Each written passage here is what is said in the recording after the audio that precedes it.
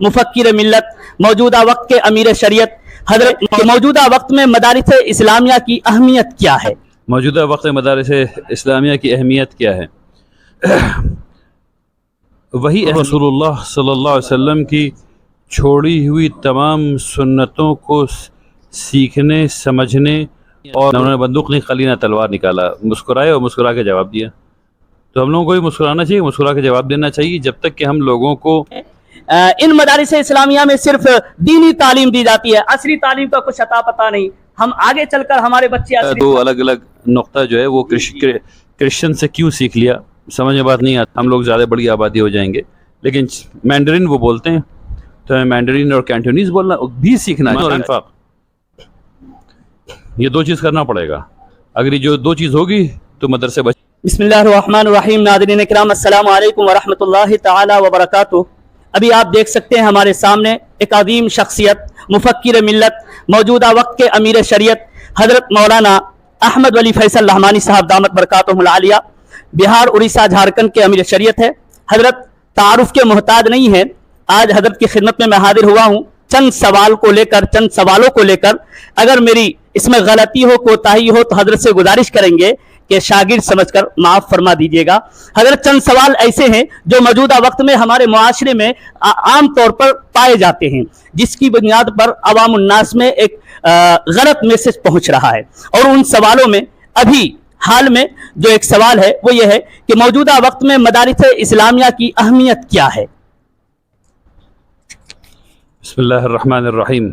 सबसे पहली बात है कि आप मेरा इंटरव्यू कर रहे हैं, इसलिए आप माफ़ी नहीं मांग सकते, ठीक है। अब दूसरी बात ये कि मौजूदा वक्त में मदारिस इस्लामिया की अहमियत क्या है? वही अहमियत है जो पेड़ में जड़ की है। अगर जड़ नहीं होगा तो पेड़ कभी खड़ा नहीं रह सकता। तो इस उम्मत को अगर खड़ा रहना है तो मदारिस इस्लामिया के कंधे का सहारा उसको चाहिए ही चाहिए, ये अहमियत। एक सवाल और पैदा होता है और लोगों के जहन में ये बात आती है कि आखिर हम तो सुनते आते हैं मदारिस इस्लामिया, मदारिस इस्लामिया, आखिर मदारिस इस्लामिया किस चीज़ का नाम है? मदारिस इस्लामिया मुहम्मदुर रसूलुल्लाह सल्लल्लाहु अलैहि वसल्लम की छोड़ी हुई तमाम सुन्नतों को सीखने समझने और उस पर अमल करने का नाम है। चाहे वो कुरान हो, चाहे वो हदीस हो, चाहे वो फ़िक़्ह हो, तमाम चीज़ों को जो मोहम्मद रसूलुल्लाह सल्लल्लाहु अलैहि वसल्लम ने, सहाबा इकराम ने, ताबईन ने हमारे लिए छोड़ी हैं, ताकि हम अल्लाह सुब्हानहु व तआला को राज़ी कर सकें। हज़रत, अभी मौजूदा वक्त में चूँकि आज प्रोग्राम भी हुआ, बनफ़्से नफीस आप उसमें शरीक रहे, अल्हम्दुलिल्लाह। मौजूदा वक्त में मदारिस इस्लामिया के सामने बहुत सारे चैलेंज हैं। उन तमाम चैलेंजों को मदारिस इस्लामिया किस तरीके से उसका मुकाबला करेंगे और मदारिस इस्लामिया उसके लिए क्या तैयारियां करेंगे?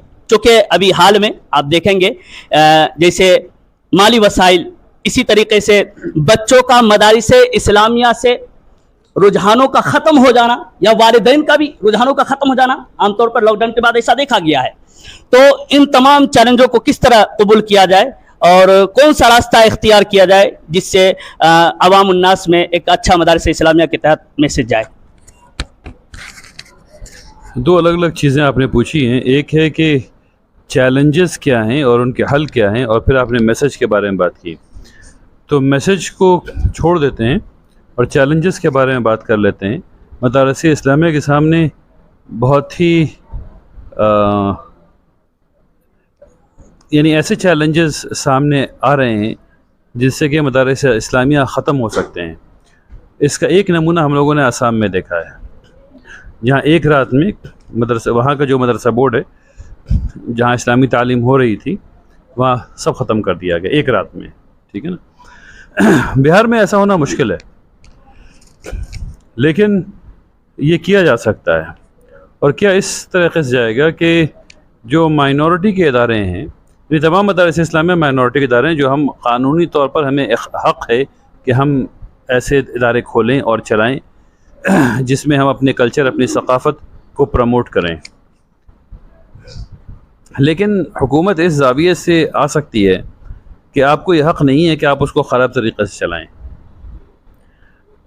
اور اس نقطہ نظر سے مدارس اسلامیہ، اور اس کے کئی تفصیلات بھی ہیں، مجھے نہیں لگتا کہ ابھی ان تمام تفصیلات پہ جانا چاہیے، لیکن یہ سب سے بڑا خطرہ ہے جو میری نگاہ میں ہے، جس کے تحت مدارس اسلامیہ کو بند کیا جا سکتا ہے. اور اس میں جو ایک نقطہ ہے وہ یہ ہے کہ حکومت یہ کہہ سکتی ہے آنے والے وقت میں کہ پہلے بچہ سٹیزن ہے پھر وہ مسلمان ہے. اس لیے اب سٹیزن کی تعلیم حکومت کی ذمہ داری ہے، اور چونکہ ہم مائنورٹی ہیں اس لیے ہم اپنے بچے کو تعلیم دے رہے ہیں مائنورٹی ادارے کے ذریعے. لیکن اگر حکومت یہ کہتے کہ تمہارے ادارے اچھے نہیں ہیں تو پھر وہ حکومت تعلیم دے گی، تو ایسے مدارس بند ہوں گے. اس میں بند ہونے کی جو سب سے پہلی کڑی ہوگی وہ یہ کہ حکومت یہ کہے گی کہ بچوں کو پڑھانے کے لیے جس قسم کے اساتذہ کی ضرورت ہے وہ تمہارے پاس نہیں ہے. یعنی وہ بی ایڈ کو اور ڈی ایڈ وغیرہ کو لازمی قرار دے دے گی مدارس میں بھی، اور اس طریقے سے مدارس کے بند کرنے کا قیام عمل میں لایا جا سکتا ہے. میں ڈرانے کی کوشش نہیں کر رہا ہوں، میں حقیقت بیان کر رہا ہوں. اس لیے ہم لوگوں کو اپنے لائے عمل میں یہ سوچنا چاہیے کہ bachelors of Islamic studies, bachelors in Islamic jurisprudence, bachelors in Hadith studies, bachelors in Quran studies کے تصور کو لائیں اور پھر اس میں بی ایڈ کروائیں تاکہ مدارس بچے رہیں اور مدارس کی تعلیم کو معیاری بنائیں. اگر ہم لوگوں نے ایک اور بات اس میں کہنا چاہتا ہوں کہ وہ چیز جو نافع نہیں رہتی وہ ختم ہو جاتی ہے، اللہ کا قانون ہے. تو چند مدارس میں یعنی ان سے جو نفع نکل رہا ہے وہ اتنا نہیں جتنا نکل سکتا ہے. تو جب ہم معیار اونچا کریں گے تب وہ نفع نکلے گا تو بچ جائیں گے، نہیں نکلے گا تو ختم ہو جائیں گے، اللہ نہ کرے. حضرت ایک اہم سوال ہے اور وہ یہ ہے کہ بہت سارے ہمارے ملک میں چونکہ برادران وطن بھی ہمارے ساتھ رہتے ہیں، ہم بھی ان کے ساتھ رہتے ہیں، اور میں یہ کہوں کہ جس علاقے میں بھی ملہی پور بیہٹ میں میں ہوں، ایک ہمارے برادران وطن کا گھر ہے، دوسرا گھر ہمارے مسلم بھائی کا ہے، پھر تیسرا گھر ان کا ہے، پھر چوتھا گھر مسلم بھائی. اس طریقے سے اس علاقے میں آبادیاں ہیں. تو بہت سارے کچھ ایسے بھی ہیں جو ماشاءاللہ اچھے اخلاق کا برتاؤ پیش کرتے ہیں، لیکن کچھ ایسے بھی ہیں جو مدارس اسلامیہ کے خلاف اناب شناب، بلکہ یوں کہہ لیجئے کہ وہ مدارس اسلامیہ کو دہشت گردی کا اڈا تک قرار دیتے ہیں. ان لوگوں کے بارے میں کیا کہا جا سکتا ہے؟ کون سی نئی بات ہے بھائی؟ محمد رسول اللہ صلی اللہ علیہ وسلم کو کیا نہیں کہا گیا؟ وہ تمام چیزیں تو ہمیں بھی کہیں جائیں گی نا. محمد رسول اللہ صلی اللہ علیہ وسلم نے کیا کہا؟ انہوں نے بندوق نکال لی مارنے کے لیے؟ نہیں، نہ انہوں نے بندوق نکالی نہ تلوار نکالا، مسکرائے اور مسکرا کے جواب دیا. تو ہم لوگوں کو بھی مسکرانا چاہیے، مسکرا کے جواب دینا چاہیے. جب تک کہ ہم لوگوں کو دلائل پر مبنی چیز وہ تصویر نہیں دکھائیں گے جو صحیح ہے اور الٹی سیدھی بات کریں گے تو وہ نہیں سمجھیں گے. ہم لوگوں کو ان کو بتانا چاہیے کہ مدارس کیوں بنائے جا رہے ہیں، اقلیتوں کا اقلیت کے کردار میں ہونا کتنا ضروری ہے، اور اگر پورا ملک اگر ایک جیسا ہو جائے گا تو ملک کا مزہ کیا رہ جائے گا. ٹھیک ہے نا؟ اگر ان سب باتوں کو ان کو بتایا جائے گا تو ان کے دل سے نفرت نکل جائے گی. ابھی وہ جو سوشل میڈیا وہ دیکھ رہے ہیں اور جس قسم کی چیزوں کو رات میں 9 بجے وہ سن رہے ہیں،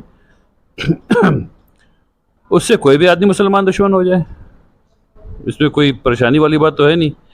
تو سوال یہ کہ ہم اس کا متبادل کیا پیش کر رہے ہیں؟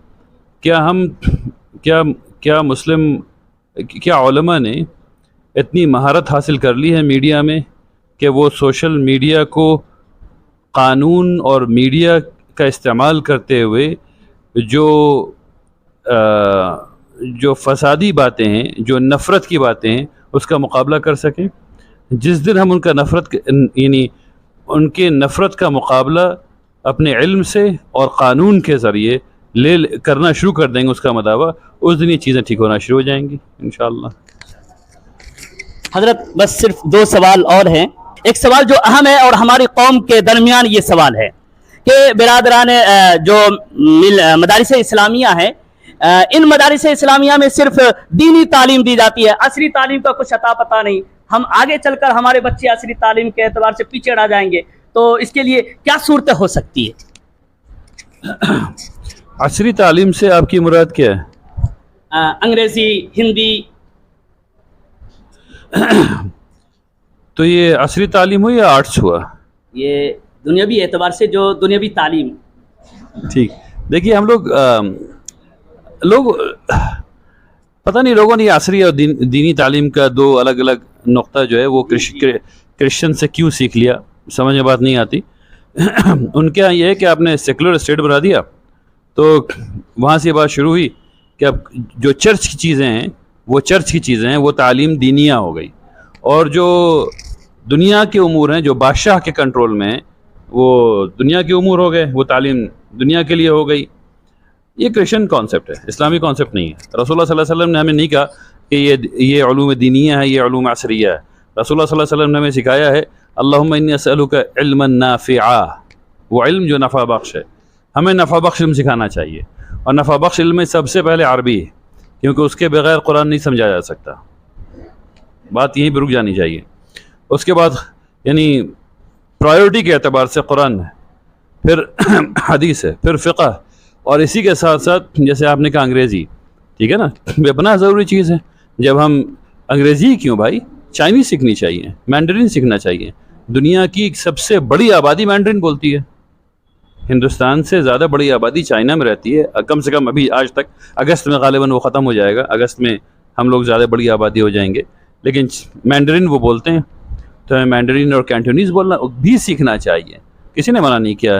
بلکہ یعنی صحابہ اکرام سے یہ بات ثابت ہے کہ وہ دوسری جگہوں پہ گئے پڑھنے کے لیے، انہوں نے سیکھا. رسول اللہ صلی اللہ علیہ وسلم نے ایک صحابی کو بھیجا وہ عبرانی سیکھنے کے لیے، وہ عبرانی سیکھ کر کے آئے. تو اسلام تو کہتا ہی ہے کہ تمام چیزوں کو سیکھو، تدبر کرو. تو کیسے کریں گے؟ ان تمام چیزوں کو سیکھنا چاہیے انشاءاللہ.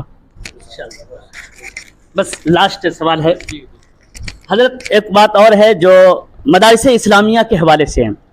کہتے ہیں، اور یہ حقیقت بھی ہے، مدارس اسلامیہ دین کے قلعے ہیں، اور یہ دین کے قلعے جتنے مضبوط ہوں گے ہم اتنا ہی زیادہ محفوظ ہوں گے.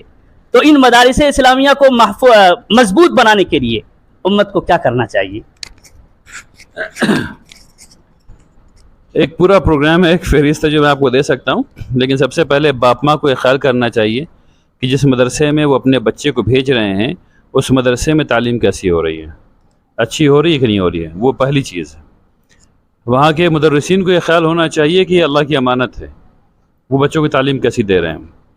اور پوری امت کو یہ خیال ہونا چاہیے کہ وہ مدرسین جو فجر سے لے کر کے عشاء تک بچوں کی تربیت کر رہے ہیں، ان کی تنخواہ جب تک 12,000 روپے 15,000 روپے مہینہ رہے گی تب تک کچھ نہیں ہونے جا رہا. ایک طرف جو ہے وہ اسکول کے ٹیچر کو 90,000 روپے مل رہا ہے، 90,000 نہیں 45,000 40,000 45,000 مل رہا ہے، اور مدرسین کو جو ہے وہ 12,000 15,000 روپے مل رہا ہے. تو یہ اس تضاد کے ساتھ جو ہے وہ کوئی کام نہیں ہوتا.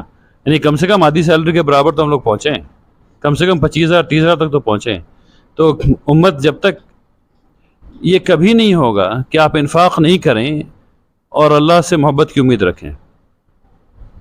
قرآن پورا پڑھ جائیے. اللہ تعالیٰ نے 2 چیز مسلمانوں سے مانگی ہے، ایمان اور انفاق. یہ 2 چیز کرنا پڑے گا.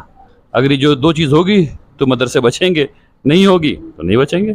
تو مسلمانوں کو طے کرنا ہے کہ مدرسے کو بچانا یا نہیں بچانا. جزاک اللہ خیرہ. بہت بہت شکریہ حضرت، آپ نے اپنی قیمتی وقت نکالا. آپ کا ہم تہ دل سے شکریہ ادا کرتے ہیں، دعا کی درخواست ہے. ناظرین کرام، اس ویڈیو میں اتنا ہی. انشاءاللہ پھر کسی شخصیت کے ساتھ ملیں گے. تب تک کے لیے السلام علیکم ورحمۃ اللہ تعالی وبرکاتہ.